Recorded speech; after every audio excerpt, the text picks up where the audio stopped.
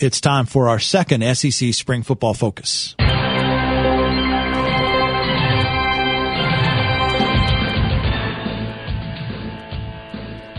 Let's go to Lexington, bring in from CatsIllustrated.com, covering the Kentucky Wildcats. Ben Jones joins us here on the new Sentinel Sports Page. Ben, Vince Ferrara, and Jesse Smithey. How you doing, Ben? Pretty good. How about you guys? We're doing good. You can follow Ben. It's BW_Jones on Twitter to get more on the Kentucky Wildcats. So, Ben, the most significant things. I read a lot of good things. I mean, I guess you guys get pretty good coverage, it sounds like, in open practices and scrimmages and things like that. And then Joker Phillips is willing, unlike some other SEC coaches, he's willing to give you guys some names when he's talking about them. You guys get a pretty good feel about what's going on in spring practice, don't you? Right. Most of spring practices were closed. The individual portions of all the team workouts were open for us to come to, but right. That was mostly just, wide receivers and skeleton passing drills. We don't get to see a lot of that stuff. The blue-white scrimmage this last week was actually the first time we'd gotten to see any live 11-on-11 action this spring. Now, what were some of the notable things? I know from my understanding, there's been a couple players, especially on offense, that have really stood out. Give me your thoughts on a couple of the standout performers, not only just in that blue and white game, but also throughout camp. One of the guys who had a really, really strong blue-white game, and his name has come up throughout camp, is DeMarco Robinson. He's going to be a sophomore wide receiver next year. Really, really small guy, about 5'9", 160 pounds, kind of sports writer size, actually. And they said that was one of the reasons why they kept him off the field for a lot of last year. He didn't redshirt, but it was kind of limited in what you could do with him because of that size. You can't really count on him to block a whole lot. And Kentucky ran the ball a lot last year. But they're talking about throwing the ball a little bit more next year. That allows him to get on the field. He had 2 touchdowns and I think 9 catches for about 140, 150 yards in the game on Saturday.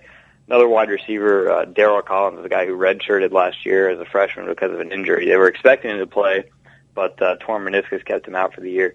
They're expecting him to come back, and he'll probably be the starting slot receiver next year. Had a couple of catches in the spring game, not as much as we were expecting, but it's kind of a small sample size to work on. Also noticed that the tight ends got a little bit of work, maybe eight or 9 passes or catches in that game. Tyler Robinson from Alcoa, Tennessee, obviously one of those guys. How much do you think he'll be worked into the offense this year? Yeah, Tyler was a little bit of a surprise on Saturday. The 2 names that we'd heard as potential starters on offense at tight end were Ronnie Shields and Anthony Kendrick. Both those guys played, got a couple of catches each, I believe. But Tyler was the first guy out there as soon as the first-team offense took the field, so he's definitely going to be in the mix to start next year. I think they might use him more as an on-the-line tight end, then move a guy like Shields out into the slot, flex him around in the backfield a little bit more. Visiting with Ben Jones from CatsIllustrated.com, part of our SEC Spring Football Focus, wrapping up spring practice for Kentucky here on the new Sentinel Sports Page. So how do you assess the quarterback situation with Maxwell Smith and some of the others at quarterback, but then not having Morgan Newton in camp? What do you make of the quarterback position at Kentucky? If I had to guess, I would say that Morgan Newton probably is seeing the end of significant playing time at Kentucky. He was throwing just a little bit after practice, not during any drills at the end of spring. So sounds like he might be a little bit ahead of schedule. They weren't expecting him to be able to throw until June, but he still didn't do any of the workouts with the team during spring. He was handing off as a shotgun snapper to the quarterbacks during most of spring practice. I think Smith is going to open the season as a starter, but like I said last time when we talked, there's a true freshman coming in, Patrick Tolles, we have rated as the number 9 quarterback in the country. And they've come out on the record and said that he's going to play as a true freshman. They're going to put together a package for him. Maybe it won't be in the first week. Maybe he won't ever be the starter, but he's going to be on the field at some point as a true freshman, I think. What are your thoughts? What are your thoughts on this defense second year under Rick Minner? What are some of the standouts that have been there on the defense and maybe areas of concern for you? Areas of concern for starters, we can look at cornerback because that was a position where Kentucky wasn't really strong last year. And then they lost both starting corners. Randall Burton and Anthony Mosley are both graduated. Cartier Rice is a fifth-year senior there who's never really seen significant playing time. Did a little bit at the end of last year, but still not a ton of experience for a guy who's been around that long. And then the other starting cornerback is a guy named Marcus Caffey. He's going to be a redshirt freshman. Came in, redshirted last year at the running back position, has not played cornerback, but they said that if they had to open the season tomorrow, he would be a starting corner. So really a lot of inexperience at that position. What about at linebacker? Avery Williamson from Milan, Tennessee. I saw him play a couple times in high school, and each time walked away extremely impressed with him. Yeah, Avery, great physical attributes. He was all over the field on Saturday, had 8 tackles for the starting defense, and nobody else had more than 3. I'd be very surprised if he's not first or second on the team in tackles. Might not be a big play guy, might not be the guy to get all the tackles for loss or sacks, but I think he's going to be a plug up the middle. And then Bud Dupree at outside linebacker, I think they're expecting him to rush the passer a little bit more. He might be the guy to lead the team in sacks. What about the offensive line? Pretty young group, isn't it?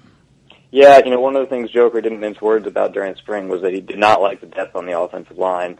And says they're probably still looking for 2 or 3 more guys that they feel comfortable about playing there. I think he likes the starting 5, but after that, he's got a lot of questions.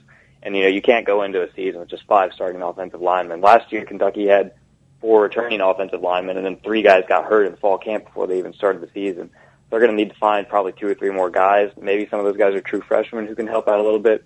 Maybe they're guys who are going to develop a little bit over the summer and in fall camp. Another local product, Daryl DJ Warren, got a lot of time at fullback last year as a true freshman. Do you foresee him staying in that role, or could you ever see that expanding to maybe some spot defensive time? I think he's probably going to stay there at fullback. This is an offense that likes to use the fullback probably a little bit more than most other teams in the SEC. It has some aspects of a pro-style attack, and before DJ was here, there was John Connor, now the fullback with the New York Jets. Mm-hmm. So when they have a fullback, they like to use him. Last year, as a true freshman, DJ was still adjusting to the position, played tailback in high school. But I think by the time he's an upperclassman, you're going to see him on the field a lot. Kentucky has had some very good special teams and specialists in the kicking game. What about this year's group? It's kind of funny that you say that because they didn't do any kickoffs and they didn't do any punts in the blue-white game.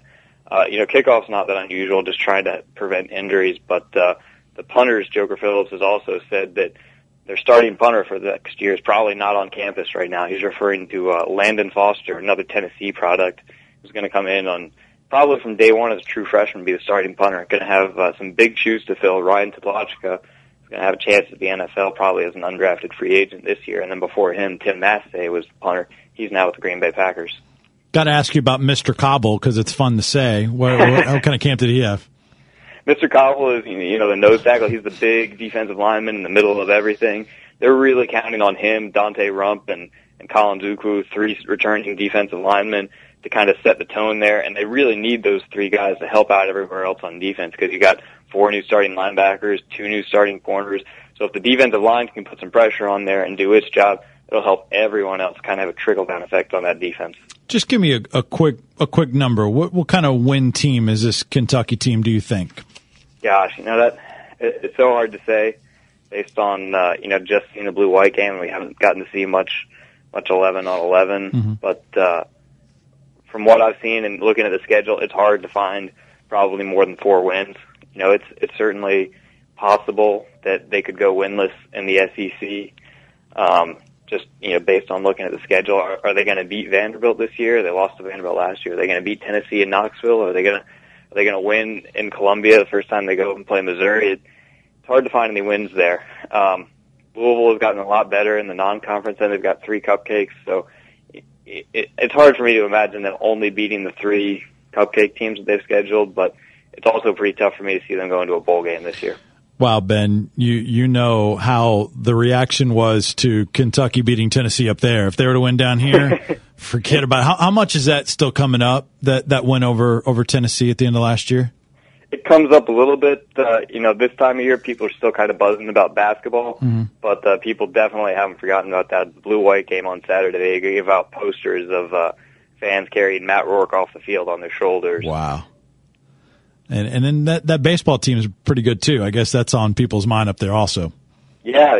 Kentucky also has never really been a baseball school, but people are really starting to get into it right now. This is a team that hadn't made the SEC tournament even in the last couple of years and was kind of a fringe top 25 team preseason, just a little bit outside of the rankings, and now is consensus top 5, top 3 probably, atop the SEC. Brand new outfield there is really kind of helping those guys take the game to the next level. You can follow Ben on Twitter. It's BW_Jones. You can go to catsillustrated.com for more on the Kentucky Wildcats. Ben, always appreciate your time. Thanks so much for doing it. Thanks, Vince. All right, that is Ben Jones covering the Kentucky Wildcats.